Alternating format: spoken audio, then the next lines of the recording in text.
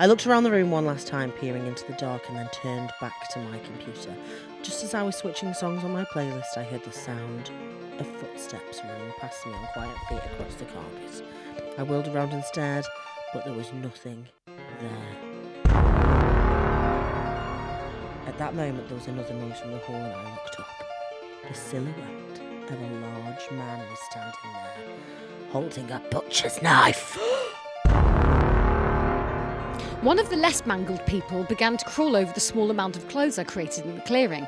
He was calling to me in a small, feeble voice. Save us! Help! I always knew Ariel was a knob.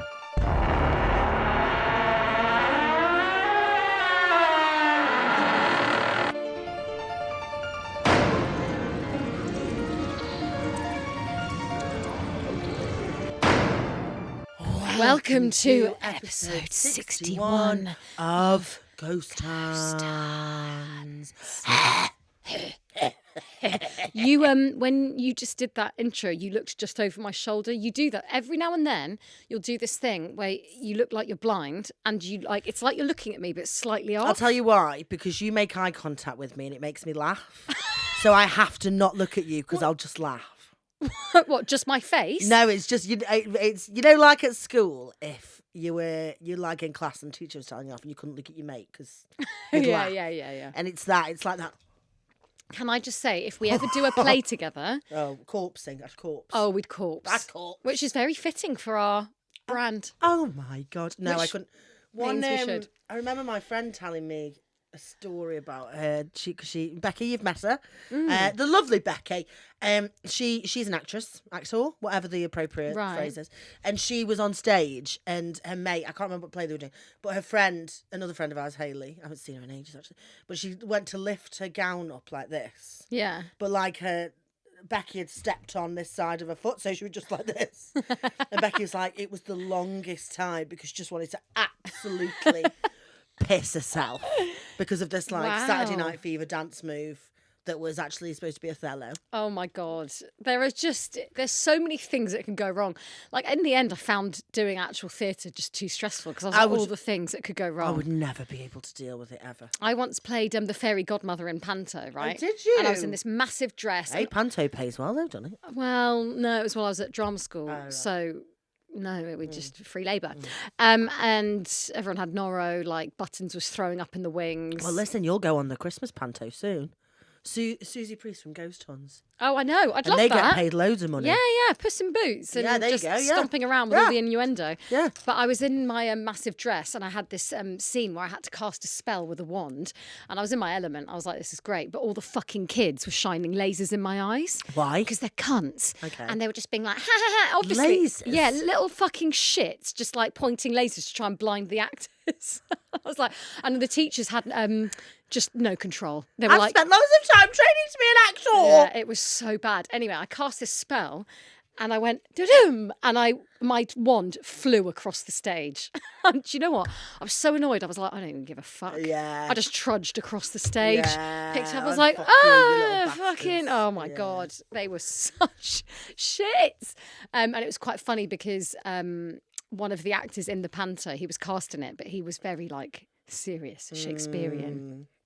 And he was, I think, fuming. Yeah. It was like, oh, I don't want you. Just couldn't stand that these kids were like, ah! Yeah, but listen, I think as a comedian and actor and all these kind of jobs, you cannot be like, no, I'm sorry, I can't do that. I'm too sick. Yeah. You've got to do it all. Yeah, you do. You've got to, and you do it all. But you've got to do it all, haven't you? Yeah.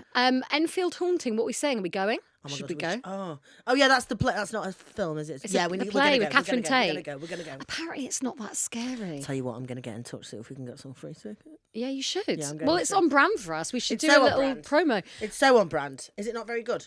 Well, they're not gonna give me fucking tickets now, are they? Like, turns out it's shit. Thanks for the shout out, you massive bellends. No, we'll sell out for anything. But listen, I've heard that it's not as scary as it could have been. Apparently, they do so much building up of the story and not enough jumpy. Right, I see. And as we all know, we love a jumpy. We love a jumpy, yeah. We've got rid of the fucking woman in black for this shit. No, I'm sorry. I didn't mean that. The woman in black will forever be my gateway drug into the world that we're in. It was just the most defining moment of my life. Anyway. Stunning. So Hannah, happy birthday. Oh, thank you. For last week. We had such a great time. Oh, yes, I've got a gift, haven't I? Got a gifty. So would you like to unwrap it now? Yes, please. Okay. I love presents. Happy birthday, Hannah. It says Hun. Oh, Hun. Oh, see that catch? Oh my God, really good. I love the wrapping paper. Oh my God, Is it a bag? thank you. I know, I love that. That's like a jester, isn't it? Oh my God, it's like got jester print. What could it Oh my be? God, what is it? It's like pass the parcel. Yeah, pass it back to me again. and then I have it. Yay! Oh my God! A Ghost Hunts podcast hat! Yes!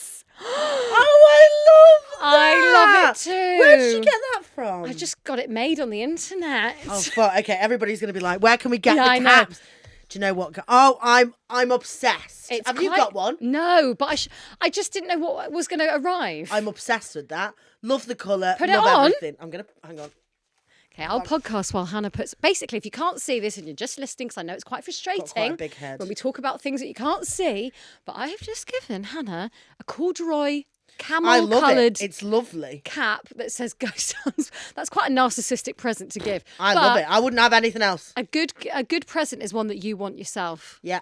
So, and I love the clip thing. Yes. Love that. That's a nice vibe. Oh my God. Oh my God. Oh my God. Stop. Get it on.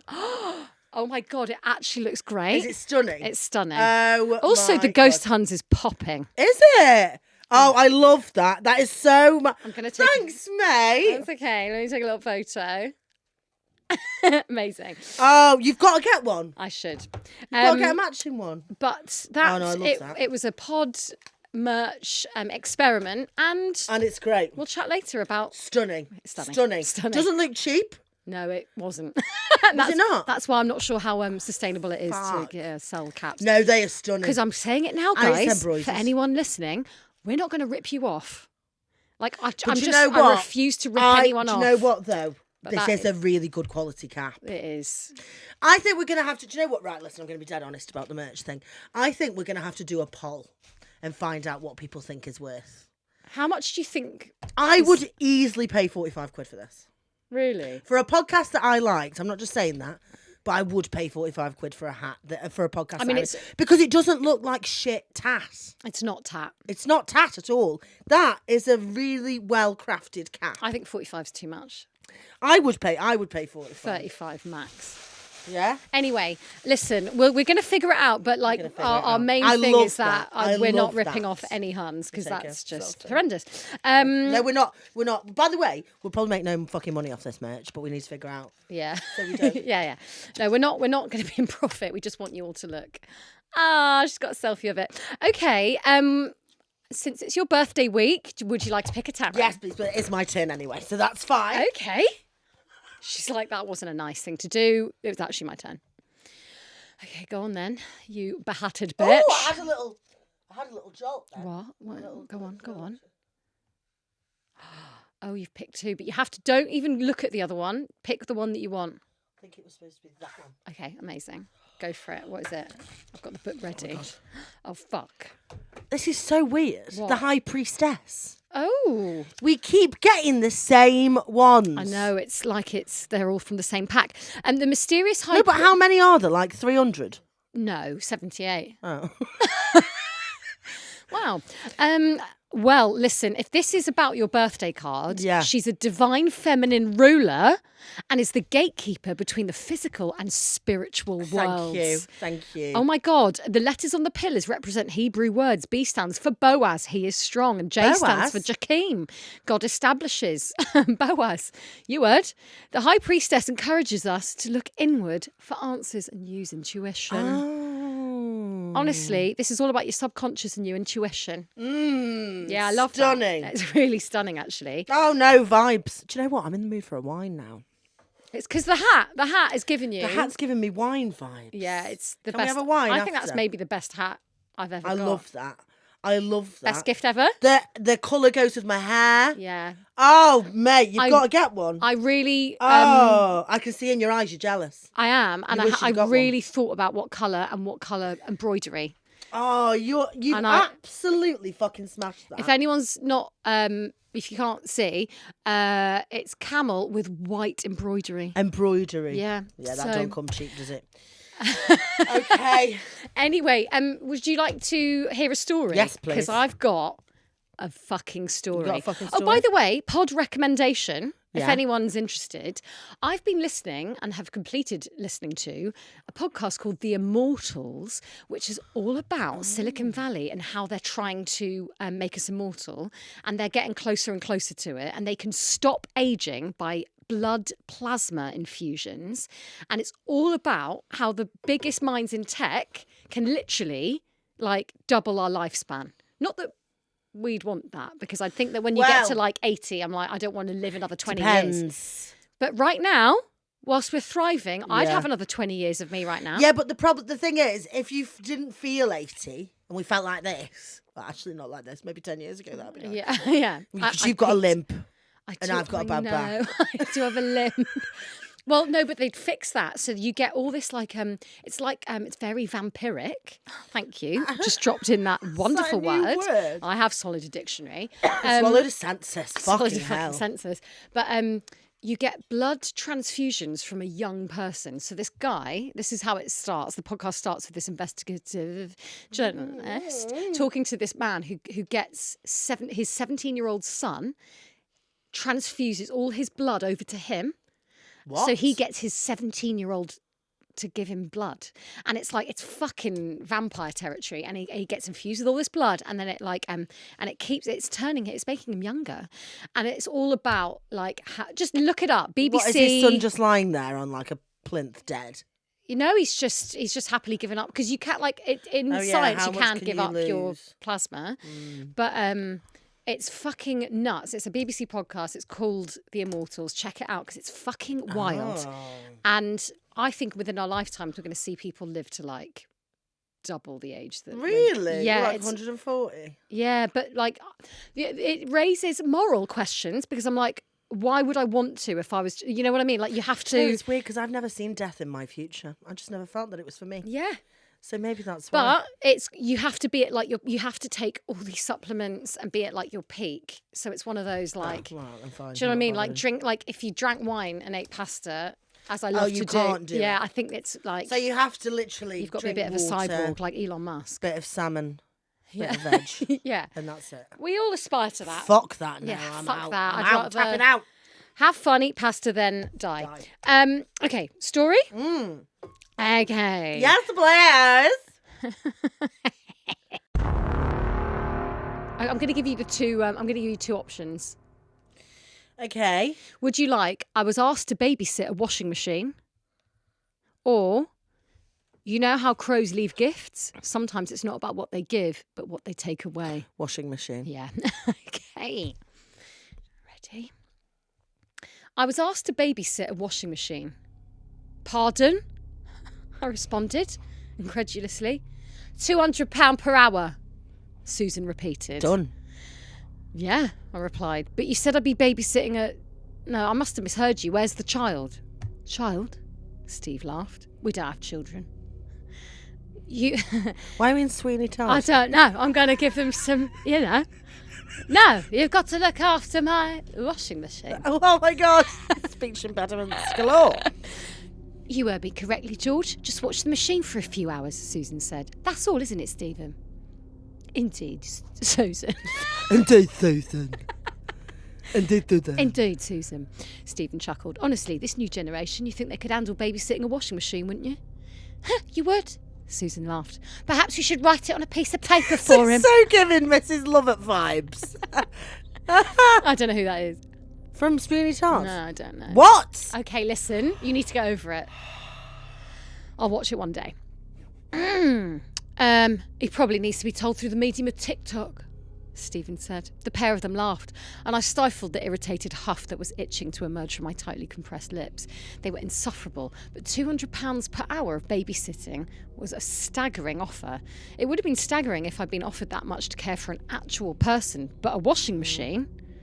Let them have their fun, I thought. I was certain I'd have the last laugh, and so I bit my tongue. No, I said, smiling. I think I got it. Good lad. Stephen said, ruffling my hair in a patronising fashion. May I take your coat? I shrugged, but Stephen had already slipped it off my shoulders before I could respond. He disappeared upstairs, which seemed a little peculiar, given they had a coat stand by the door, but I didn't question it. We'll see you at 11 o'clock, OK? Susan said. I nodded, waving as they left. I lifted a middle finger as soon as the door had shut behind them. Yeah. I was about to make the easiest £800 of my life. Maybe more if they stay out longer, I thought. Stephen and Susan Hall had always been the oddballs of the street. Nobody really knew them, and despite their insistence to the contrary, I could have sworn they had kids. Tim and Rachel. Mum and Dad seemed to think not, which is why they were confused when the Halls offered me a babysitting gig over the Christmas break. When I found myself eyeballing a washing machine in their kitchen, I started to realise that my parents were probably right. There had never been a Tim or a Rachel, but I wasn't complaining about the bizarre request. As a broke uni student, the thought of making eye-watering money in a single night had me salivating in seconds. As soon as the... You're like, what the fuck is going on? Yeah, confused. Just doing my lippy. As soon as the Halls popped round to make the offer, I rushed over to the house at the end of the street without another thought.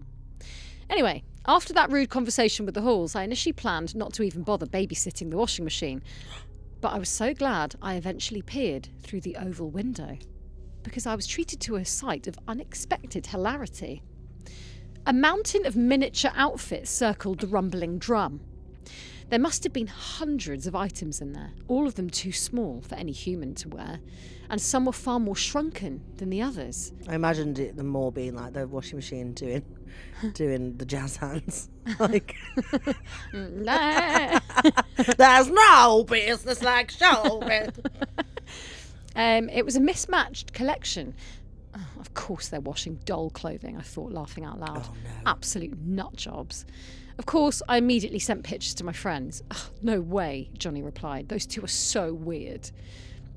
I can't believe you're not babysitting actual humans. And I swear, didn't we play with their kids when we were growing up? Sarah asked.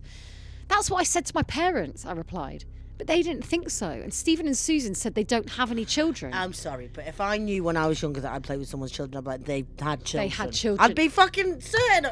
Yeah, you haven't, like, that's not false memory syndrome, is it? God. Oh, but they do, Johnny said. Their beautiful baby washing machine. I snorted. Also, I'm just thinking about the photos you sent, Johnny continued. I think I recognise that teeny tiny t-shirt in the second picture, the one with the green turtle on it. See it? Oh my God. Tim wore that. Well, a larger version of that, Sarah messaged. Yeah, that name rings a bell, Johnny said. My heart dropped. Wait, Tim?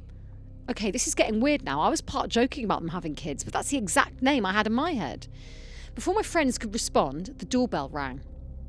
The sudden ding startled me and my phone clattered to the tiles below, screen shattering dramatically. I groaned. Oh, of course. I scooped up my wounded technological appendage, sighed at the screen I could no longer read, and placed the fallen soldier on the dining table. I stormed to the front of the house, ready to scowl at whoever had unwittingly caused my phone's demise. But when I flung the door open, nobody was there. Though I was certain I could hear a faint wailing sound in the wind, as if a distant scream was striving to capture my attention. With a heavy sigh, I closed the door and returned to the kitchen, frustrated that a sizable portion of the night's earnings would be going towards fixing my phone screen. I squinted at the device, splintered screen, but it was useless. I couldn't read what my friends had replied. Suddenly, my attention diverted to an unusual noise from the washing machine's innards. A sound that was hard to distinguish, though it had some sort of subconscious effect on my body, lining my skin with a wave of goosebumps and upright hairs, much like the wailing wind at the front door. It sounded like a chorus. It sounded like a chorus of piercing shrieks. Oh, that sounds annoying more than anything. It sounds like the Gremlins. I knelt on the kitchen tiles, sighing as my jeans pressed into the shattered pieces of my phone screen and stared deeply into the whirlpool of minuscule clothes which filled the washing machine. The rumble of the drum, the rustle of a tyre, and the whooshes of water mostly drowned out the mysterious noise, but it was there. I hadn't imagined it, a choral pang of despair. And then I saw something which filled me with terror. unlike anything I'd experienced. A fleshy creature. Half the size of a pinky finger. What? Slithered between two items of clothing. Like a prolapse. What do you mean? What's a prolapse? Like an anal prolapse. Oh, fuck. I don't think I know what that is. Well, it's just a bit of flesh. Yeah, it's a fleshy little... What? The half the size? Creature. Like a little borrower. Oh, I don't care. Most of that's fell out when I've had a period, so I don't know. I think... Yeah, you'd be like, hello. I'd find it really cute. Oh, God, there's my period pants in the wash again. Was that too disgusting for the world? Skiddy knickers. Oh, well. I yelled and immediately fell backwards, unable to pinpoint what I'd seen, but entirely certain it was no insect, no animal. I hurriedly smashed every button on the washing machine, desperate to end the cycle. I'm not sure why my instinct wasn't to run, but my brain wasn't functioning correctly. I waited a few minutes for the water to drain from the drum, watching the still pile of tiny outfits. My body shook violently, anticipating movement from within the clothing, but there was nothing. No fleshy monstrosity pounced out at me. And then there came the dreaded bing to signify that the door was safe to open. The drenched pile of clothes sat motionlessly, and I spent several minutes summoning the courage to rummage through it. The never-ending, piercing sound was louder now. It was a muffled noise coming from the bottom of the clothes pile. I scarcely dared to look. Shrunken garments slipped through my fingers, and it was only upon closer inspection that I came to a horrifying realisation. The outfits were stained with blood and some sort of indistinguishable mush. I could feel the vomit rising in my mouth, but I was, as I uncovered the final layer of clothes at the bottom of the drum, that I finally unloaded the contents of my stomach. A graveyard of flesh lay against the drum. There were hundreds of shrunken bodies, horribly disfigured, bloodied and mushed. It's a fucking good washing machine if it can shrink people as well as clothes. I know. But the worst part was that some of the miniaturised victims were still moving. The indiscernible peach-coloured things were people, and the piercing choral sound was of their screaming. Do you know what this reminds me of? You know in Hercules with Hades' river of souls? And they're all like... Yeah, it's that. Yeah. And Little Mermaid. Poor unfortunate souls. I think that's a really good impression. That is. Yeah, I love that. Thank you. Oh, that was really scary watching that as a kid. I always knew Ariel was a knob. Yeah, I never warmed to her. No, because she's ridiculous. She is. She's so entitled. She just didn't really have anything about her that I thought was like spunky. She's like, she's I don't wet. like it down here. She's quite literally as wet. Yeah. She is wet. That's why I didn't like her. She's like, I don't want to be down here with all the fucking with me blessed life. Yeah, she's such a good life. She's literally a royal. Yeah, okay? yeah. And I don't care what anyone says. She's like Beatrice or Eugenie. Yeah, exactly. And no one has cameras down there because of the water, so she has a privacy as well. Yeah. And she's like, I just want to go up to the fucking... She has the whole fucking ocean. Oh, she's so annoying. Yeah, she's annoying. She can fuck off. But we love Flounder. Yeah, and the poor, long-suffering crab, Sebastian. I love Sebastian. He's so overworked. Yeah. It's outrageous. Oh, right. Okay, so there's lots of little people just screaming. One of the less mangled people began to crawl over the small amount of clothes I created in the clearing. He was calling to me in a small, feeble voice. Save us! Help!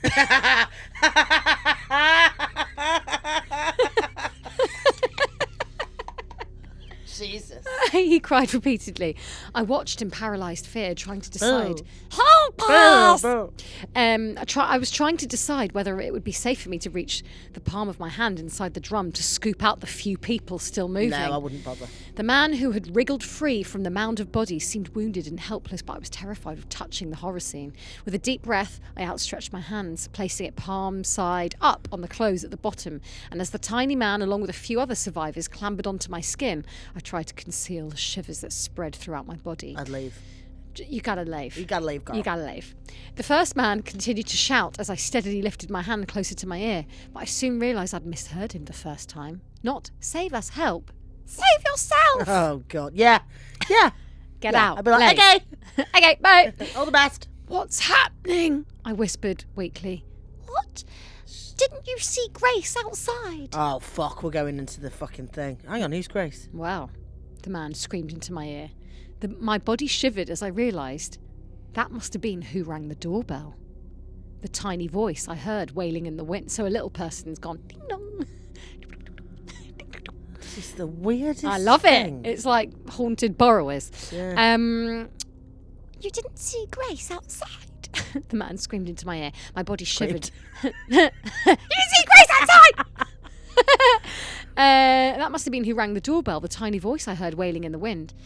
It doesn't matter now. Just find your coat and get out of here, he screeched in a minute voice. Why do I need my coat? I asked, gulping. Because they'll shrink it to shrink you. I don't know how or why they do it, but it's happened to all of us. I moved my hand to eye level, surveying the 6 survivors, 5 of whom were writhing on my palm. Only the main man seemed to be in any sort of fit state. Are you Tim? I asked quietly. What? Oh, the boy, he sighed. No, the Halls put their children somewhere special. Never mind that. Come on, you need to find your coat. I don't know what voice I'm doing here. I've lost my mind. I looked at the get your coat, like you're in grave danger, but you need. Well, if they get his coat and they put it in the wash, he's done for. So he needs to go and get his coat, and then he'll be safe. Find your coat. So I looked at the clock on the wall. Relax, it's 8 o'clock. They're not coming back until 11. They never went anywhere! The man screamed. Oh no! In a near synchronised manner, the house lights extinguished. Oh no! The small man whispered. It's like Flubber. They know. I'm getting out of here, I said, stumbling through the darkness. If you leave, that coat goes in the next cycle and you become like us. This is definitely a kid's film. The man warned. Or worse. And I didn't need to question what he meant. I'd seen the pulverised bodies at the bottom of the drum. Given the inexplicable nature of the tiny human in the palm of my hand, I had to reason to believe every last word he'd said. So I made my way across the darkened entryway, opened the front door, and placed the miniature figures on the paving slabs. Go, I said. I could hear faint pain sounds from the ground as the man said something inaudible to me before helping his injured companions. Then I stepped back into the lightless house, pulling out my shattered phone to use the flashlight. Thankfully, the screen still seemed to register my touch. Making my way up creaking stairs, the stillness of the house filled me with terror. Your face. Given I knew that the Halls were lurking somewhere within the house, and when I reached the upstairs landing, a door opened at the far end. A darkened bedroom beckoned. I knew it to be a trap, but I had no choice. According to the small man I had saved, not that I could trust him either. Stephen? Sarah? I just want my coat, and then I'll go. I stepped into a large, lightless children's room. I thought it was Stephen and Susan. Yeah, you're right. Well remembered. Sarah's his mate, isn't Sarah's it? his mistress. Christ. Stephen? Susan? I called. I just want my coat and then I'll go. I stepped into a large, lightless children's room. There were 2 single beds and, most horrifyingly, a doll on each. Dolls that looked exactly like the 2 children I'd completely certain I'd never imagined at all, Tim and Rachel. But they weren't dolls, and they weren't alive. They seemed to have been shrunken and stuffed. I threw up on the floor. So deduct it from my wage. I threw up on the floor, and the light in the house suddenly returned as Stephen and Susan entered the room through a side door. People are so weak these days, Stephen's voice growled. This generation sickens me. He obviously watches GB News, doesn't he? Susan sniffed. But not our children. They were pure. I cried. Why are you doing this to people? Haven't they, washed them, though? Washed their kids? Washed them on a high heat. High heat. Stuffed them and shoved them on a bed. Why are you doing this? Why? Stephen frowned, frothing at the lips and brandishing my coat in his tight grip. To save our children, you ignorant fool. Your life will finally mean something. And seeing as you couldn't even wait for the next washing cycle, I guess we should head downstairs and start it now. You're insane. What is happening? I don't know. I don't know. You're insane. Save them? Your children are dead. Look at what you've done to them, I cried, gesturing at the doll-sized, pale-faced corpses in the bed. Susan shrieked. Quiet, you foul thing. We didn't kill them. This was the only way to save them. Save your energy, honey, Stephen said, placing a hand on his wife's shoulder. It's his turn now, and there's no running for him or his escaped friends. We'll catch them, we always do. Heart pounding, an idea came to me, an idea so horrific that I didn't want to believe it. It had stemmed from my own brain. I stepped backwards. You thought of it then? Yeah. I stepped backwards and slammed the bedroom door closed. Then I turned on my heel and ran to the top of the stairs, ignoring the cackling sounds behind me. I scurried down the stairs, 2 at a time, and beelined for the coat stand by the door, scooping up 2 coats, one for Stephen and one for Susan. I darted to the kitchen. I threw the coats in the washing machine, ignoring the blood and guts within, and shut the door. It's useless, George, Stephen shouted, heading down the stairs. You won't find any weapons in this house, but you can run. Go for it.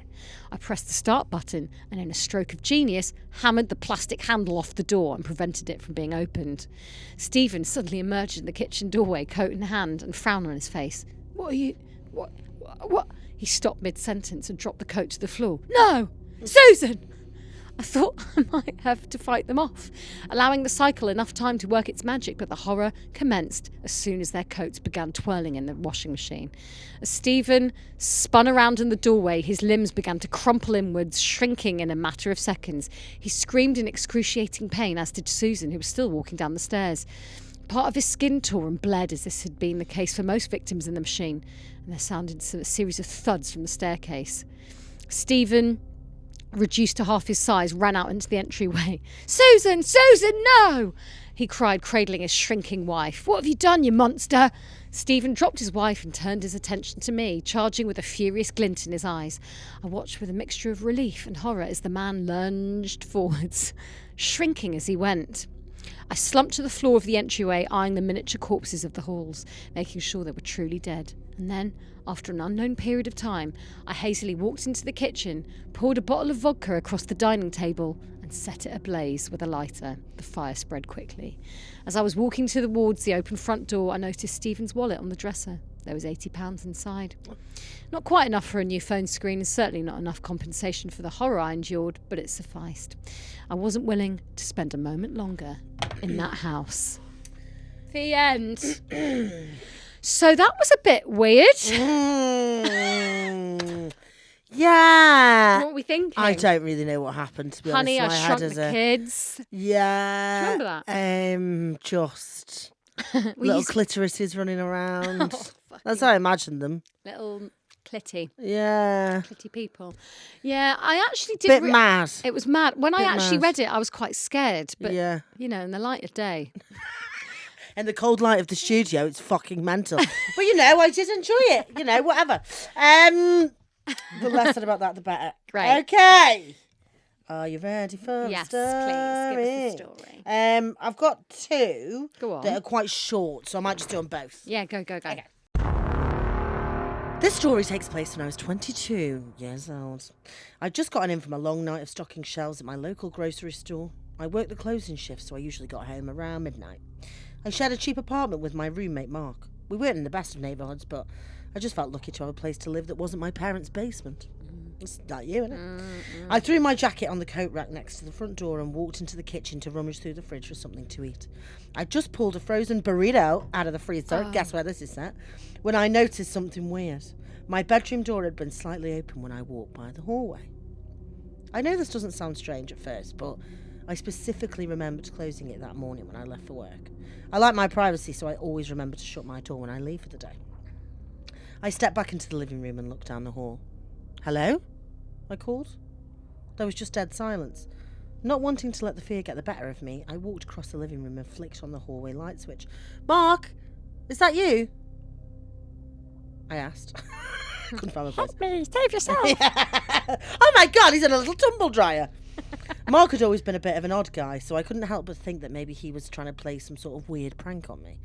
Maybe waiting to jump out of my closet or something when I entered my room. When I finally got to the bedroom door, I gently pushed it open. The light from the hallway illuminated a large portion of the room. I looked around, definitely feeling the creepy vibes. There was no one there, and nothing looked out of the ordinary. Just the usual, my twin bed with my nightstand just to the left. I closed the door shut and walked back into the kitchen. I popped my dinner in the microwave and pressed the start button. While that was cooking, I turned on the television, ready to put on a scary movie to watch and relax. You've just walked into your house, you're scared shitless, and now you're like, no need to relax, so I'm just going to put on The Exorcist. Do you know what? Let's get The Conjuring out and just have a nice really relax. chill evening. Suddenly, I heard a muffled thump from down the hall. Oh, we both did it for those not watching. At first, I thought it was the neighbours or something. They can be pretty loud sometimes, and it's not unusual to hear a loud bump in the night. But then it happened again. And this time, I could tell for sure it was coming down the hall. Mark! I called once more. The microwave beeped just then, and I nearly had a heart attack. Yeah, sorry, I just dropped something, I could hear him say through the door. I'll admit it, I felt a little better knowing that Mark was home. It was a bit weird, but I just thought I'd leave it. Is this her flatmate? Yeah. Right. Or his, we don't know.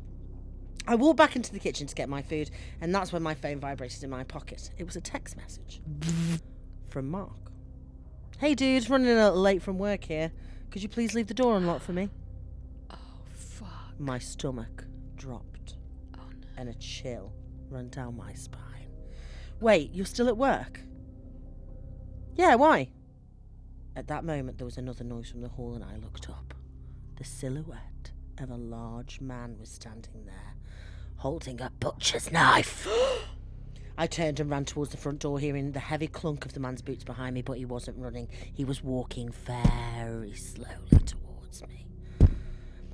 I ran down the emergency staircase and out into the parking lot, where I called the cops and could watch the man coming out of the door, but he never did. The cops showed up a few minutes later. They went upstairs and searched my apartment, but they said they didn't find anybody. What they did find still terrifies me to this day. As they were searching the apartment, the cops found a note left on the kitchen table. On the note, only one word was written. Soon. Oh, I thought you were going to say Susie. Susie. Imagine. Big Suze. Big Suze. That's a bit freaky, isn't it? Oh my God, I love that. A bit freaky. That was better than Honey, I Shrunk the fucking No, I liked kids. Honey, I Shrunk the Kids. It was mental. But I really, really liked it. Love it. Okay. Do you want one more littly? Yes, please. And then we go to Creep of the Week. Oh, yeah. Hawaii is one of the most haunted places in the world per square mile of living space. We have ghosts from both Western and Japanese traditions, old plantation haunts, and the typical lady in white. We also have night marchers and other spirits following Hawaiian superstitions. Almost every commercial building is certainly built on the bones of someone's ancestors.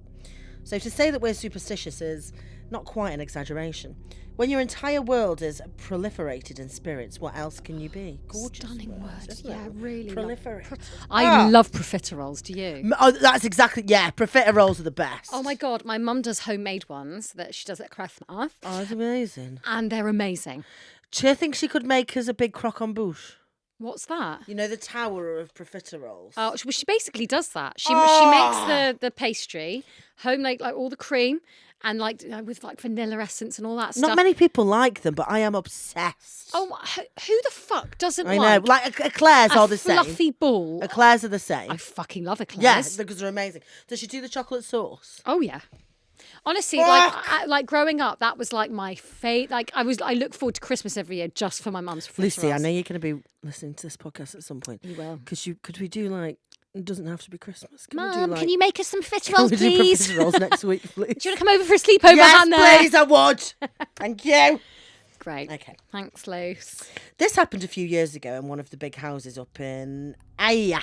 I don't know if I'm saying that wrong, and I do apologise. It's a wealthier neighbourhood, but it still has some age behind it.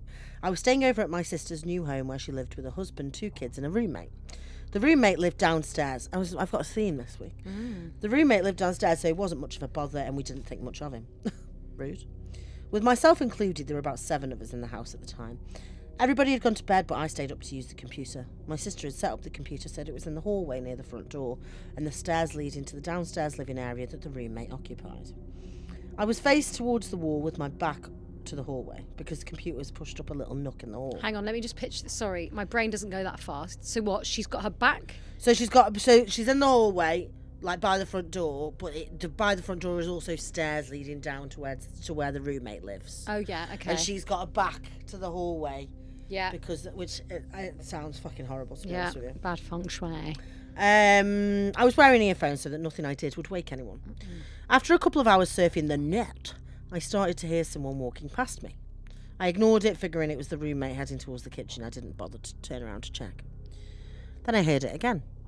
And this time, I could feel that someone was behind me. Again, walking towards the kitchen.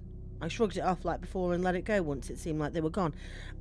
This is the unrealistic part of the story because I'd be like...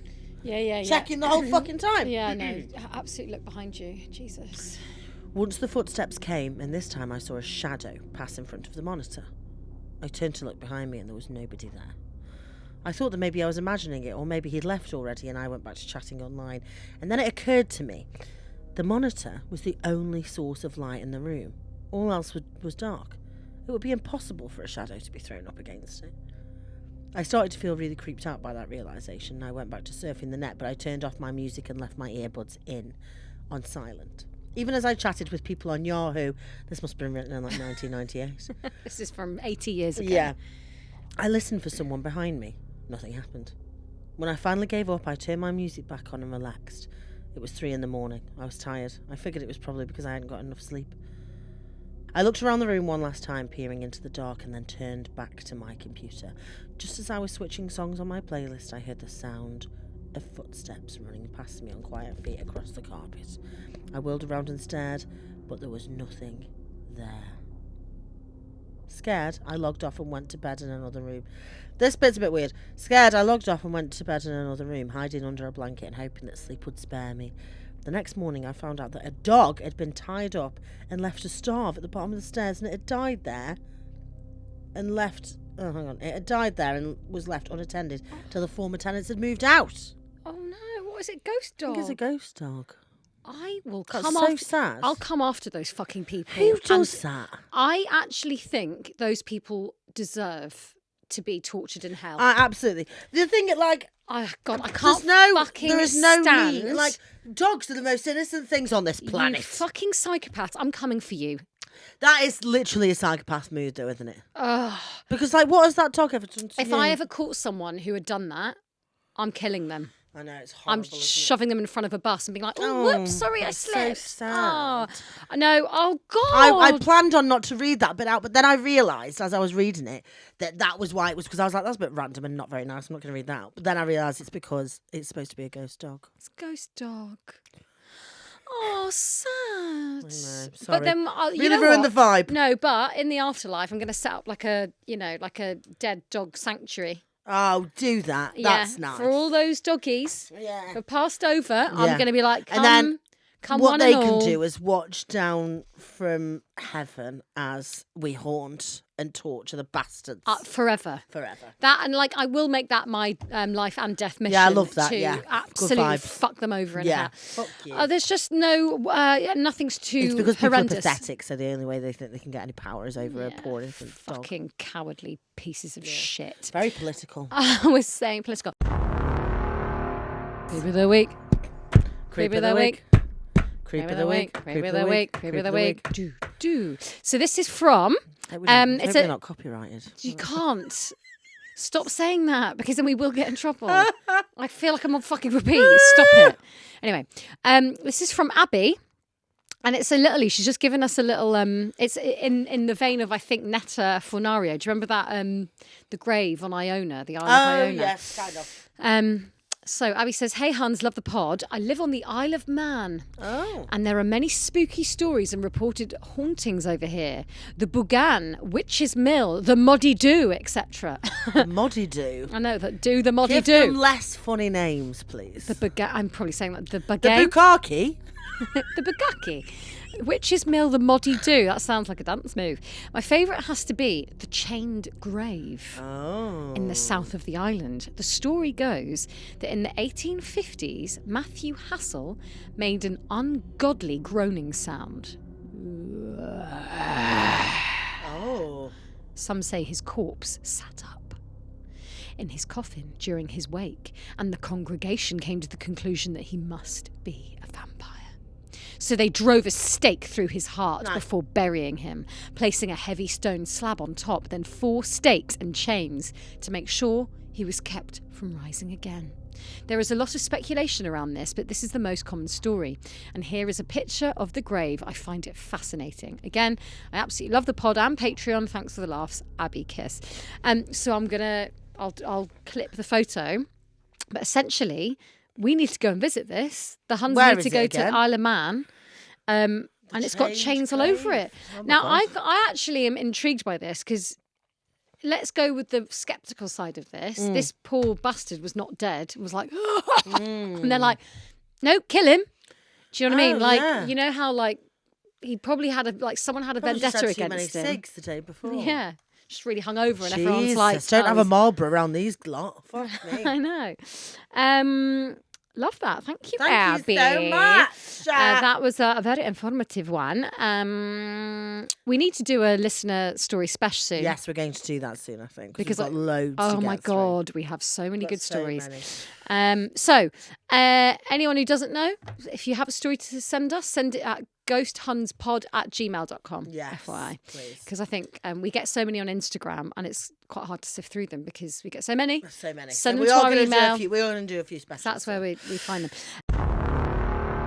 So we have a little segment, don't we? We get haunted so you don't have to. I've actually got a little mind game for you. Oh, I'm very excited. I'm very excited. Okay. Oh, sorry. Okay, that pen nearly punctured my head. Sorry, I just threw a pen at Anna. Take that piece of paper. Thanks, Law. So this is how it's gonna go. Okay. For our little We Get Haunted, because I fucking love a mind game. Okay. Right. So Hannah, I am going to, as I've done before, I'm going to read your fucking mind. I want you to pick a number. Yeah. Between 1 and 9. Okay? In your head. And write it down. Write it down. Or just have it in your head. But write it down. I think it'll be easier because you're going to have to do some math. Okay. Right. Have you picked a number? Yeah. Double it. Yeah. And also, anyone listening, do this. Let's all do this thing together because I think I'm going to get this. Right. Double the number that you've picked. Yeah, I've done that. Add 5. Yeah. Multiply that number by 5. What? Go on. No, you can. I'm going to have to do a fucking... Go get my calculator.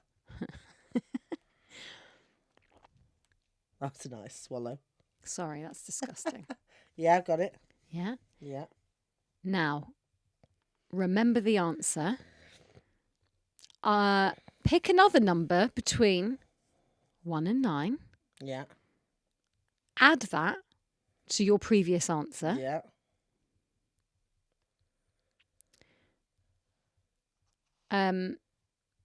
Tell me what that is. What? Your answer. What the whole answer to all the math? Yeah. 108. Okay. Okay. Bear with me at this difficult time. Are you just going to do it all backwards and tell me what I started with? No. Just chill. I'm going to do some fucking magic now. Okay, because it feels like I'm on countdown. Okay. Ghost Huns does countdown. No, wait. I'd like to see that on Channel 4, actually. If any Channel 4 commissioners are listening. Okay. Oh my God. Hannah, this is where the magic happens. I've just looked into the past and I read your mind. I think I know the first number that you picked. Go on then. Is it the number 8? Yes! Oh my God, because you did it backwards. The second number you picked. Is it the number 3? Yeah.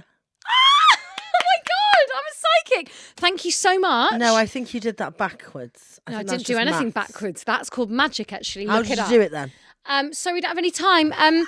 Thank you so much for joining us for episode 61. If you cannot get enough of Ghost Huns, please head on over to patreon.com/Ghost Huns. There is hours and hours and hours of Ghost Hunts. We go on Ghost Hunts all the fucking time. There is so much content for you to watch. Please go on over there. We are on tour, so don't forget to bag yourself a ticket. We're going to Manchester. It's fucking selling out quick. Also, we love Manchester. I know that we slagged it off in the last episode, but we do love we never slagged it off. We never slagged it off. It didn't happen. No, I live by Manchester. I love Manchester. That's nearly sold out at the Frog and Bucket Comedy Club, which is the most gorgeous comedy club Honestly, in the land. Can't wait to go. I actually need to replace. Basically, I went with an ex-boyfriend to Manchester, and I had bad memories. Oh no, Manchester's fun. It is, but I need to go again. And basically, when I go to Ghost Huns, I'm going to have the best time. Oh, it's going to be amazing. It's going to replace. So please do come. We want to see you all there. We love you. We wish you all the best. Don't get haunted. I'm a psychic. Stay well. Susie's just got a calculator. Stunning. And yeah, let us know what you think of the cap. And let us know how much. Let us know how much you'd pay. Bye guys. Bye. See you next Bye. week. Bye. Bye. Bye. Bye.